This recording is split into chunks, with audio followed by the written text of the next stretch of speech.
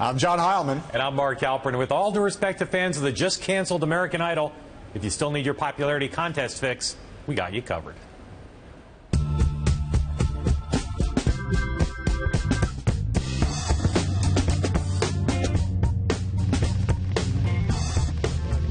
On the show tonight, Jeb is up, Hillary's about the same, and Rubio is going up and downhill simultaneously.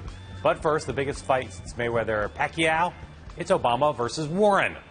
The president told Yahoo that the most newsworthy senator who isn't running for president is getting her facts wrong on trade. Warren says POTUS isn't being transparent enough on trade. Meanwhile, the Senate will take a vote on the so-called TPP measure tomorrow. John, who is getting better of this trade fracas, Barack Obama or Elizabeth Warren? First of all, Obama being so personal about Warren was really shocking, I thought. The fact that he kind of basically said she's just another politician.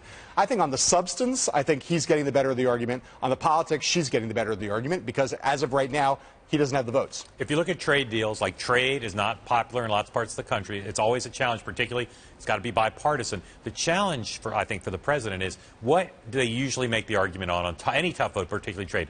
You have to do this to save my presidency. You need momentum. And the second-term agenda is predicated now on a successful trade deal and that cooperation. So the problem for him, I think, is Elizabeth Warren and her followers, they don't care about that. They're not going to save the president if they think it's the wrong thing. It has been a perennial complaint of House Democrats from the moment Barack Obama became president to this day that he has not done enough for them politically. This is the moment where they're like, I don't really care about your legacy. What I care about is 30 years of trade deals that, in my view, if I'm a liberal Democrat, have been bad for the economy, have favored big business, have screwed the working class. I'm not going to go along. And the argument she made today to the Washington Post in an interview is, basically, I don't trust the president because he's not revealing what's in the deal. That argument could be made by someone on the far right. Absolutely. And it is a potent populist argument against trade and big government and coalitions. And again, at some point, assuming the Senate works out, they're going to have to find additional votes in the House. And this sentiment that Elizabeth Warren's talking about is going to cause them to have a hard time holding Republicans and winning new Democrats. I agree. Look, I think the president is, like I say, I'll go back to saying I believe on the substance he's very strong. Yep. And the argument on logic, when she says that this could eventually be used to undo Dodd-Frank, when he says, why would I do that? Why would I kill myself to get this passed and then allow it to get undone? Again, you read the argument, it makes perfect sense logically, but logic is not going to be the driving thing for those House Democrats. They are ideologically against this, and they're not going to be swayed, I don't think. Now, do you think going personal on her was smart, or he just did it because he's frustrated? I think he did it because he's frustrated. I don't think it really hurts him or helps him in terms of the politics. But I think you should say frustrated or liberated. I think there's part of him that's been wanting to say this kind of thing about Elizabeth Warren for a long time, which is we agree on a lot of things, but she's not a saint, she's not a deity, she's just another politician. She's got momentum on her position. The president's going to need a second act, I think, and some new strategy if he's going to win on this trade package. All right, Elizabeth Warren may have been our lead topic. But in the new Bloomberg Politics St. Anselm, New Hampshire poll, we decided to stop testing her as a potential presidential candidate, taking her at her word that she's not going to run. And guess what happened to Bernie Sanders? Like Dr. Frankenstein's monster, he's alive. That was my Bernie Sanders monster imitation, by the way. Good. Yes, Hillary Clinton's still the candidate to beat in New Hampshire, but Bernie Sanders up from 8% in February to 18% now.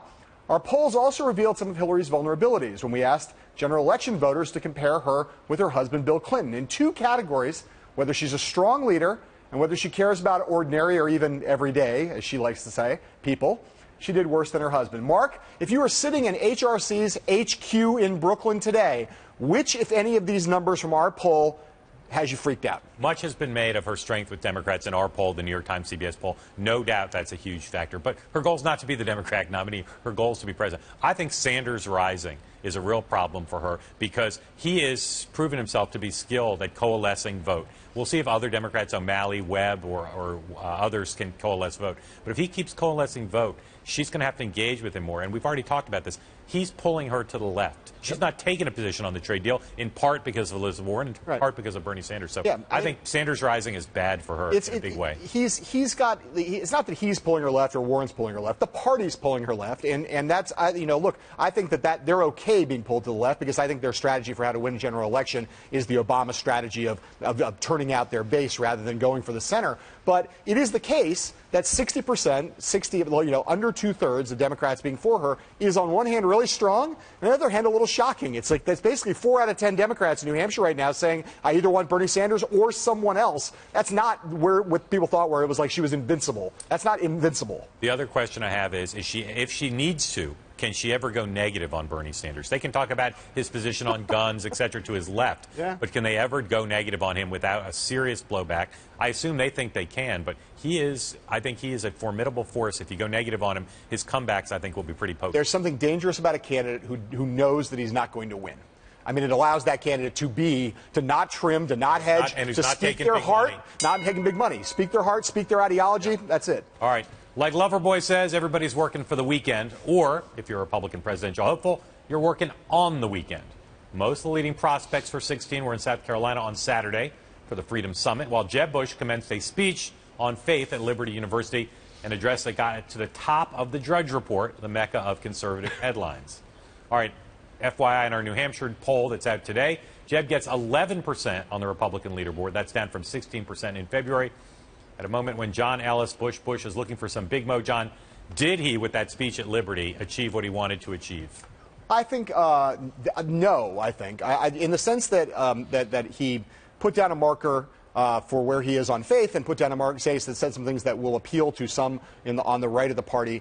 It was fine. But I was not blown away by it presentationally. I don't think that it got a huge amount of coverage, that Drudge headline notwithstanding. It didn't dominate cable news, not the way that, say, Mitt Romney going and talking about his Mormonism at one point did. He's not like it's been roadblock coverage on it. So I think he still has a lot of work to do, and the poll numbers show it. Yeah, and look, I'm sure they targeted the message to some voters that we're not going to see, and this is a big argument for him to make. He's got to figure out how to get a bigger slice of parts of the conservative movement.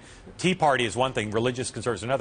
He did an interview with Megyn Kelly that airs in full tonight. Part of why I think they didn't achieve exactly what they wanted was, what's the news out of that interview? His immigration. And his position on the Iraq War. Right. But he says on immigration, he talks about how, people who, which two positions he supported in the past, driver's license for illegal aliens and in-state tuition. Undocumented immigrants, I believe is the right phrase. Undocumented workers in America. And in both cases, both Iraq and immigration, that stuff has gotten more pickup off that interview so far, not his talk about faith. Right. It's not. There's no carryover into this week at all. We haven't seen the whole Megyn Kelly interview, but those are the big headlines out of it. And neither of them good news for him with conservatives, which is where his problem is. Right. It's the immigration thing we know is a problem for him, and the Iraq War thing got hammered this morning by Laura Ingraham, basically saying, on a very conservative, strong conservative voice, saying, how can you, knowing now what we now know about the intelligence, how can you possibly say you would have voted to authorize the Iraq War? Here's what we can say now about Jeb Bush. If he's going to be the Republican nominee, he is, as he himself has said, is going to have to wear well over time. He's going to have to convince people he's an economic conservative. He's going to have to convince people that he's a social conservative and a religious conservative. He laid down a marker this weekend. I'm sure the message got through in places that you didn't see in the mainstream media, but he's going to have to keep at it because this, from the Fox interview to the coverage over the weekend with the rest of the media, did not break through, as you said, the way the Romney speech did. Well, and you've got a situation with him. It's like right now that when he announces, the media narrative is going to be, is this guy a paper tiger or not? And not much he's done so far makes the case that he's not a paper tiger. Let's do the time warp again and go back to our New Hampshire poll in which Jeb is dropping, as we just said. But Marco Rubio is rising. He's up 6 points since February in New Hampshire. Between ours and other polls, it is indisputable that Marco Rubio is on a roll. But with that kind of roll comes another kind of roll. One in David Plouffe's proverbial barrel. On Sunday's front page, the New York Times had a story about a billionaire car dealer named Norman Braman and his sugar daddy-esque influence on Rubio's ascent, as well as Rubio's positions and moves to help said billionaire. Mark, on a scale of 1 to Godzilla, how big a problem is that story for Marco Rubio? Today it's a 4, but it could go higher. Rubio's ties in Florida have been reported on in the past. There was some new stuff in this story. The Times did a good job of advancing it. And if you took the facts about Rubio and you put them on the Clintons, there's no question that Republicans would say there's a lot of, maybe nothing illegal, maybe no obvious quid pro quo, but a lot of there in terms of the interdependence between Rubio and his wife and this donor. there's going to be more to come on this story. I'm almost certain of it. Yes.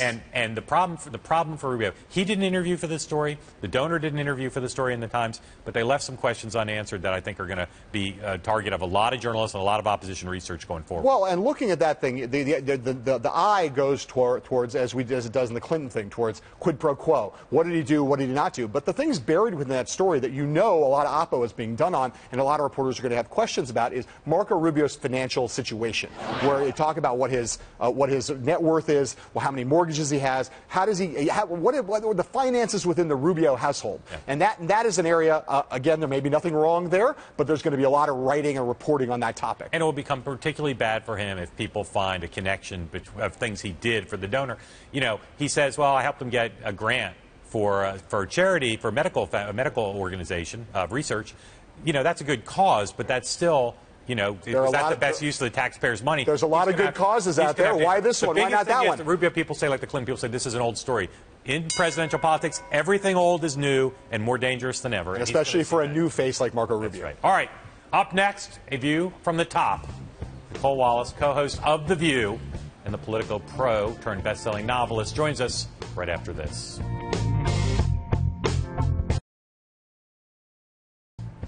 Our guest tonight spends a good part of her day on TV interviewing people and talking about what's on her mind. That's why I'm sure we have a lot in common. She's got a new novel out, Madam President is what it's called. Nicole Wallace, the famed Nicole Wallace of the George W. Bush White House, the McCain-Palin campaign, and now, most glamorously and certainly most remuneratively, the table on The View. Nicole, our friend, it's great to have you here. This book is... So fun to be here, you guys. This book is a third novel for you, right? Yes. And the books have a cast of characters that carry across all three. Right. My question, how much of the stuff that's in these three books is just basically ripped right from your real life and fictionalized in a roman à clef style? Not very much. You know, the stuff that's real in this book is all the stuff that I remembered and then went back and reported. I learned a little bit from watching you guys. I went back and asked questions with the notebook, wrote it all down, about what actually happens on a day like 9/11. So one of the things that always sort of stuck in my brain about that day, and I'm sure for everybody that day is sort of burned in our minds, but the fountains were running all day. You know, it was this wild day, and the grounds were as they would have been on any normal day. There was food everywhere, like trays of cookies and sandwiches and, you know, 7 different kinds of soda. And these little things sort of stuck in my mind, and I went back after 9/11, and, you know, I was at the White House, I think, 6 more years after that, and asked the stewards on Air Force One, you know, what was that day like? And they couldn't leave. They couldn't go home. So they did what they do. They're the most professional people ever. So in the book, the story is made up, but all the little details about White House life, especially on the day of a terror attack, are as they would be and as they were. President Kramer, your main character, carries through the books.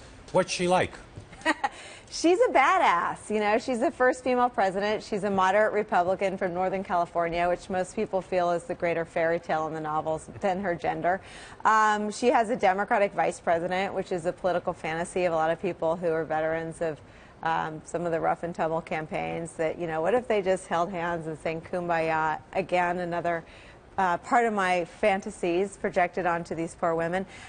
She's got a husband who cheated on her, because I think that to make her someone who has risen to the highest levels of politics, I thought she would have paid some pretty hefty personal prices. I think that having it all is this curse that someone who never meant to do it put on all women. It's an impossibility. So in my fictional books, she doesn't have a fairy tale at home to come home to, but she's the kind of president I think we all wish we would always have. I mean, she does what she thinks is right. She's not perfect. Her greatest challenge on a day where 5 terrorists carry off attacks here in this country is being what the last person was. President Bush exists in real life as sort of the measure of being able to stand in the country's grief. I know that your President Kramer has a little bit in common with Hillary Clinton, just on the basis of what you just said, and on the fact that I think you've said in the past you draw a little bit on her. I want to ask you a question, which is, we could talk about Hillary Clinton and how she's doing as a candidate, and email and the foundation, but the question I want to ask you is just more the question of whether you think Hillary Clinton, if she were president of the United States and if she faced the kind of crisis that you write about in this book fictionally, do you think that one of her strengths would be that she would be someone who people think would handle that well? I think she would have all the same challenges that Charlotte Kramer has. I honestly think of all 3 books, this one to me, and I thought of it third. I am not in cahoots with Hillary Clinton. I did not write this book or plan its release 3 weeks after her announcement on purpose. Writers, as you guys know, never have that kind of luck. But I think that, if you look at how she ran last time as someone who could answer the call at 3 a.m., I think she's running against a whole bunch of people now who could answer the call at 3 a.m. So I think the test for her is different. And listen, I hear from Democratic women, not Republicans, that her personal history and her personal life is something they want to hear about. I think that Democratic women, especially her peers, women her age, are still uncomfortable, and it surprises me. But a lot of them are still uncomfortable with her standing by her man during all those years. So it's not a political point. I'm not making a political attack against her, but it's these books are about the human beings that run our country, not about politics and not about right-left. I think people get plenty of that on the nonfiction shelf. These books are novels about what it's like to be a parent and on 9/11, wanting to check in with your kids, but really legitimately not having time to call them every hour because you're making decisions about protecting literally the airspace over Washington, D.C. So, to the degree that I think she has to show her humanity, it is very much the same struggle that my fictional president has in this novel. Let me ask you a real-world question about her campaign. She's, since she announced a lot of attention, no press conferences, no interviews, she's taken a handful of questions on the fly. Not really known, at least to me, whether she's driving that or the staff's driving that, but I'm sure she doesn't object to it. If you're the communications director for her, and you're looking at the pressure that's building, would you say to her, Madam Secretary, at some point you need to talk, or do you think they can get away with this for a while? The three of us have butted heads already about Hillary Clinton and her relationship with the press, and it reminds me very much of a Republican campaign. They don't trust the press. They don't think the press cuts them any slack, and I think the press has an outside view of its importance in her candidacy. That said, I do think she needs to find these valves and release some pressure, because at some point she's going to start losing the low-hanging fruit, which is always a waste of energy for a campaign. You know Jeb Bush well. Obviously, you know George, his brother, well also. Give me a sense of, we just talked in the A block of the show about the various things that have happened to him just in the last 48 hours. Giving the speech on faith, now this Megyn Kelly interview. Last week he said that he looked to his brother as his main advisor on Israel policy. How do you think he's managing to juggle the competing claims of the conservative base, trying to stay true to himself, trying to project himself to the Republican electorate? I mean, I agree with a lot of your analysis. He's taking a long view. He's not made any mistakes. When you look at people whose primary campaign candidacies have not been successful, they're people who don't put the building blocks together. And I think he's laying the bricks one at a time. I think he's building a very solid foundation. It may not be happening at a rate and a pace that satisfies everybody in the media. It may not be happening at a pace that satisfies everybody in the Republican base. But I saw some friends from Washington very active in the CPAC group and other conservatives, and their discontent with the field has nothing to do with anyone's position on anything. They haven't so far seen anyone willing to say, I can crush a Democrat in a general election. That's what they're waiting to see. So I think his opportunity is to show how aggressive he can be in taking on a Democrat. It's not to go around, appeasing the Laura Ingrams of the world on immigration. They cannot and will not and won't be appeased. That's not the line of work that they are in. So I think that would be a fool's errand. I'm happy with what he's doing. Okay, Nicole, hold that thought. The book, again, let's not forget there is a book here. It's called Madam President. Nicole Wallace, stay right in that chair, because we're going to turn the tables on you in just a minute, specifically one table with which you have become very familiar. We'll be right back. And we are back with Nicole Wallace, author of the new book, Madam President. All right, you handled the first part of the interview perfectly. Really? Probably because you're familiar with the format. I won't be in trouble. All right, we've got a handful of questions for you now that are going to come from some other people you know and work with. We're going to play those questions for you in our own version of your daytime show. The first question comes from your friend, Padma Lakshmi. Okay. Which did you enjoy more? Which did you enjoy more? The question really is, which did you enjoy more, working in the Bush White House or working on the McCain-Palin campaign? Oh, I loved every second at the Bush White House, and I loved a lot of seconds on the McCain campaign. But head-to-head, it'd be the Bush More White seconds House. in the Bush White House that I enjoyed. Got it. All right. Okay, we got a second question now coming up here from another friend of yours. Okay. Named Whoopi Goldberg. Oh, I love Whoopi. Let's hear from I Whoopi. love my Whoopi. What are do's and don'ts? Okay, what are do's and don'ts? I believe she's referring here to crisis communications. You have been in a lot of situations in the hot seat, right? So for young staffers who are starting out in presidential campaigns, when the fire is burning hottest, what are some do's and don'ts? Don't tweet, twerk, Facebook. Don't do any of that Don't stuff. twerk? Don't No do twerking. any No of twerking. those modern, newfangled things. Do come sit in this chair and talk it out with you guys. Right. That's a good do. Send your boss right here. Leave. Put all the electronics down. Don't pick them up. Do the human thing. Come talk it out. But you say engage. That the important thing is engage. Don't go to In person. But also don't go to a bunker, right? Don't have a Twitter war. Don't start fighting with people on Facebook, because then it's not about the thing anymore. It's about you, and it's become petty. So come, and if you're like a political staffer and you get in some trouble, put down the electronics. All right. Okay. Next question. We want everyone to get to know you a little bit better, so we're going to take a question from your friend, our friend, Cristela Alonso, with a fill-in-the-blank question. Okay. When I was a kid, I wanted to grow up to be blank. Oh, skinny. That's what you wanted to grow up to be? Were you skinny as a kid? No. How about job-wise, which I think may be what she meant. Oh, I wanted to be a reporter. And you were for a while. And you were for a while. 10 minutes. I was terrible at it. So what caused you to go from one? You went to Northwestern, a great school. What caused you to go from one side of the fence to the other side of the fence, from the side of light to dark?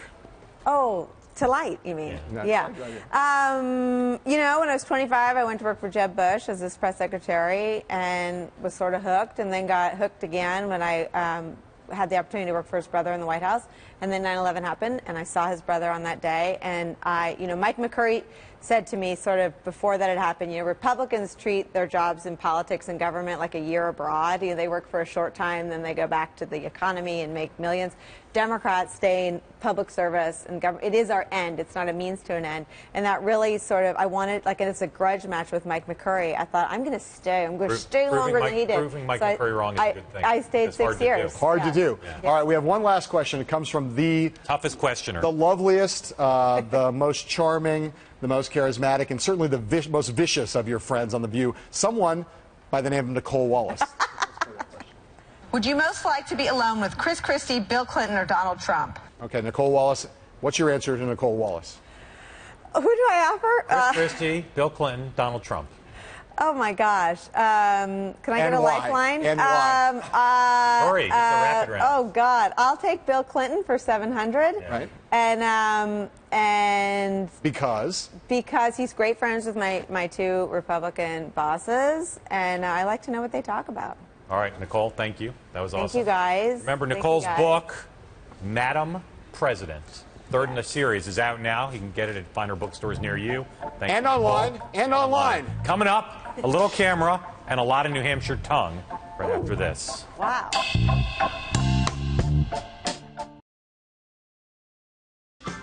Today, your daily reminder that politics can get a little bit sticky comes from Rand Paul's political director. A Democrat who was tracking Senator Paul in New Hampshire brought a camera and got a welcome that was a little bit French. Ew. CI veteran Mike Morrell is on our program Wednesday. Remember, we don't just thrive at 5. We're also great at Eastern Time. You really ought to let us set the bar on your DVR until tomorrow. Sayonara.